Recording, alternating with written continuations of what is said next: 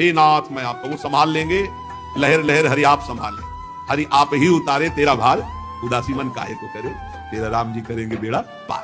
पक्का विश्वास कर ले, भगवान के भरोसे हो जाओ, सब संभाल लेंगे। अपने तो कह रहे हैं, हम बार बार कह रहे हैं अपने कुछ कर सकते हैं तो बिगाड़ कर सकते हैं और कुछ नहीं कर सकते। हम तो अपनी बात कर रहे हैं, आप अपनी जानो। अगर हमको कहा जाए कि तुम क्या कर सकते हो तो हम बिगाड़ कर सकते हैं। स्वामी हरदास जी भी महाराज कह रहे हैं, वो सोना बिगाड़न को तो सोना संवारन को।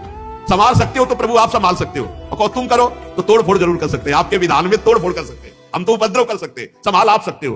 अब संभालना पक्की बात है, उपद्रव हमारी तरफ से होगा, संभाल आपकी। दोषो ना संवारन को, मोसो ना बिगाड़न को, तो ही मोही पड़ी होर, कौन धो जीते कौन दो हारे, पर बदी न तोड़ हमारी आपकी चल रही। आप संवारते संवारते हार गए और मैं बिगाड़ते बिगाड़ते जीत गया, बस इसी में जीत है। हे नाथ मैं जैसा हूं आपका हूं, ये भाव और निरंतर नाम जपने का अभ्यास, और इसी जन्म में हमें भगवत प्राप्ति हो जाए ऐसी थोड़ी लालसा, तो भगवान की कृपा से भगवत प्रेमी महात्माओं के संग से ये जन्म हमारा सार्थक हो जाएगा। शेष चर्चा आगे। श्री राधा वल्लभ लाल की। उपासक को चाहिए कि साधु सेवा में भाव तो रखे, अपनी बचत के लिए कह रहे हैं। कोई भूखा संत हो तो भोजन दे दीजिए, वो भी परिचय नहीं है तो गेट के बाहर दीजिए।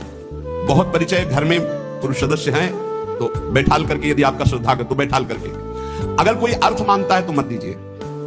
आपका परिचय है कि ये अर्थ हमारा जाकर के सार्थक होगा तो भले, नहीं तो अर्थ का दान बहुत होश से कीजिए, नहीं उससे पतन होने के बहुत चांस है। क्योंकि आजकल कोई संप्रदाय आचार्य से दीक्षित होकर भगवत प्राप्ति के लिए वेश धारण करना बहुत कम हो गया है। इससे आपकी ये जो साधु निष्ठा है उसमें अंतर आ सकता है। इसलिए अपनी तरफ से बहुत सावधान रहें कि किसी का दोष दर्शन न हो, किसी की निंदा ना हो, इसके लिए किसी से व्यवहार ना हो। अगर कोई साधु दरवाजे पे आ जाता है, अपरिचित है, तो गेट के बाहर अन्न देने की चेष्टा करें, वो भी घर के किसी सदस्य से। हाँ कि भोजन पानी आपको मिल सकता है, वो भी गेट के बाहर भिक्षा रूप में दे दीजिए। परिचय का है तो फिर घर में भले पवा दो अगर घर के सदस्य हैं तो, नहीं तो पता नहीं कौन किस रूप में, जैसे भगवान मिल जाए ऐसे कौन किस रूप में पाखंड हो, किस रूप में दम्भ हो। इसलिए हम साधु सेवा के प्रति श्रद्धा बढ़ाने की बात कहते हैं, पर सावधान होते हुए।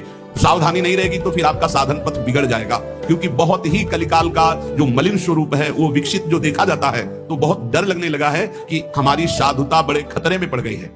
पानी और वस्त्र देने के लिए पात्रता की जरूरत नहीं, कोई भी हो, साधु वेश में हो या ना हो। कोई कह रहा मुझे भूख लगी है, उसे भोजन पवा दो। कोई सर्दी में कांप रहा है, उसे वस्त्र दे दो। कोई बीमार है, उसको औषधि दे दो, पैसा नहीं, उसको जाके औषधि दिलवा दो। इन सेवाओं से भगवान की कृपा की प्राप्ति होती है। खूब नाम जप करो, इसी जन्म में भगवत आराधना।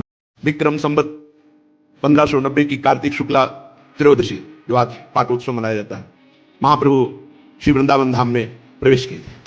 विक्रम संवत 1590 की कार्तिक शुक्ला आज जो त्रयोदशी, बड़ा सुंदर रूप, नेत्र नहीं तो राधा वल्लभ लाल जो कोटि कंदर प्रतमनी रूप वाले हैं।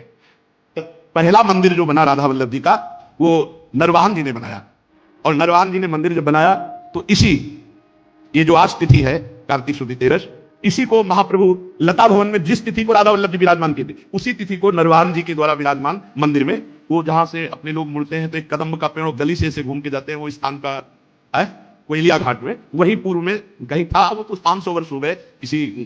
अब जब राधा वल्लभ जी का हरिवंश महाप्रभु जिसमें विराजमान है, वो मंदिर बना, सुंदरदास जी ने बना, तो इसी तिथि को वहां भी विराजमान हुई। और जब नया मंदिर ये बना जिसमें इस समय विराजमान, इसी तिथि को, इसीलिए हम सब आज पाटोत्सव मनाते हैं राधा वल्लभ जी का, और वृंदावन का प्राकट्य उत्सव मनाते हैं। महाप्रभु हरिवंश चंद्र वृंदावन में विराजमान होकर बड़े बड़े महापुरुषों को प्रेम रस में डुबो दिया, अधम जीवों को भी घसीट कर प्रेम रस में डुबो दिया, और आज हम सब उन्हीं के चरण आश्रित है और उसी रस के लोलुप बनकर रात दिन महाप्रभु के द्वारा बताए हुए उपासना मार्ग में चले। यही हमारे जीवन का परम लाभ होगा। श्री राधा वल्लभ लाल।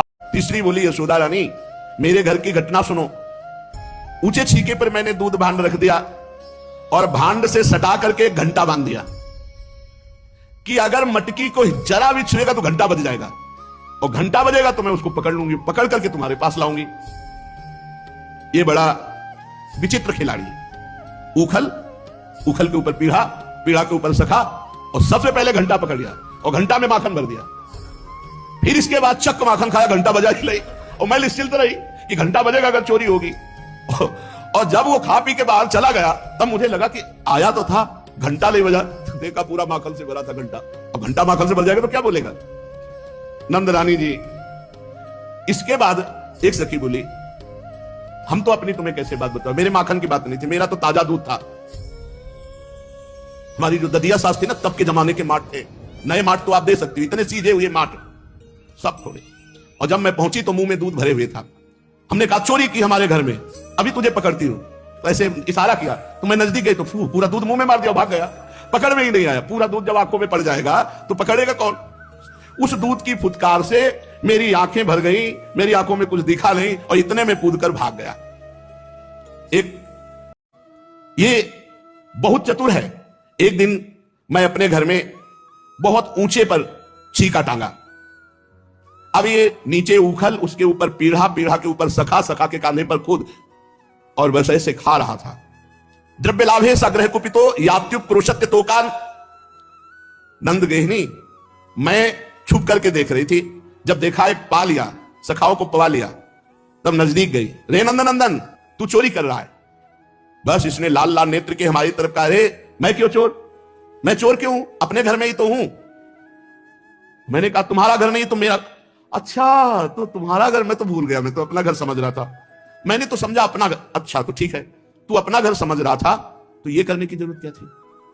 तू यहां सब पूरा, अरे तू गोपी समझ नहीं, मुझे भूख लगी थी। मैंने समझा मैया आएगी और ऊपर से देखा चींटियां थी, तो मैंने सोचा चींटियां निकाल दो, फिर मैया मुझे पवा देगी। अच्छा, इतने ऊंचे छीके पर चींटियां तुझे दिखाई दी, तभी तो उखल पे चढ़ के ये सेवा कर रहा था कि चींटियां निकाल। तो इतना इतना हाथ, चींटियां तो ऐसे निकाली जाती, तू समझी नहीं। जब चींटी में ऐसे लगता तो नीचे चली जाती, तो खबो खबो करके निकाल दिया। तो तुम्हारे यहां क्या लगा है? वहां चींटियां निकाल रही थी, वो एक दो मक्खी थी बार बार भिनभिना रही थी, तो हम उनको ऐसे ऐसे किया तो लग गया। बोले बहुत चतुर। दूसरी सखी ने कहा, सखी तुम्हें तो चींटी का बहाना किया, बिल्कुल ऐसा ही मेरे घर किया। मैंने भी ऊंचे छीके पर टांगा था। मैंने कहा क्या कर रहे हो? तुम का बछड़ा खोज रहे हैं। बोले यहां बछड़ा खोज रहे हो? बोले हाँ, तुम्हें दिखाऊं? और कमर में खोसा हुआ एक छोटा सा बछड़ा, आकृति जो बछड़े का खिलौना, और उसको ऐसे दही से बोल के देखो निकला ना तुम्हारे मार से बछड़ा। ये मथुरा से बाबा हमारे लाए थे और मेरा बछड़ा खो गया था और मुझे पक्का पता था तेरे यहां जरूर होगा, इसीलिए मैं ढूंढ रहा था। तो इस मटके से देखो निकला ना बछड़ा। कैसे बताऊं, उसकी लीला देखकर हंसी नहीं रुकती थी, गुस्सा कैसे करूं। हस्तगाहे रचयति विधिम पीठुको लूखलाद्यहि। दूसरी सुंदरी ने कहा कि ये नवनीत को पाने के लिए हर कला में प्रवीण है। जब इसका हाथ नहीं पहुंचता तो डंडे से छेद कर देता है और सब आराम से पान करते हैं। एक गोपी की वो हंसती हुई बोली, गोप सुंदरी यशोदा जी, तुम तो मुस्कुरा रही हो।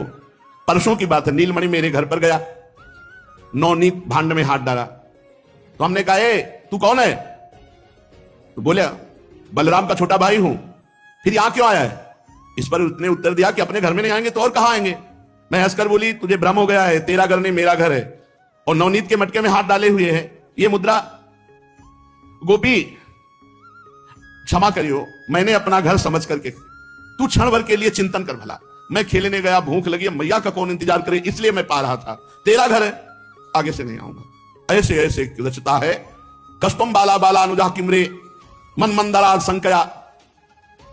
एक ब्रजवासिनी बोली, सब उपाय हार करके मैंने नवनीत अंधेरे कमरे में रखा कि ये ढूंढ ही ना पावे, पर दंग रह गई। इसको खुशबू से पता चल जाता है।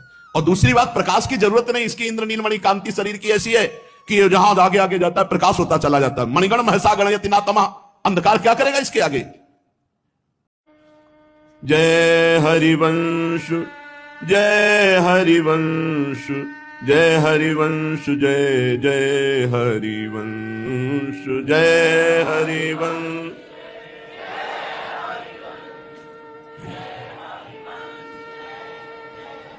श्री हरिवंश,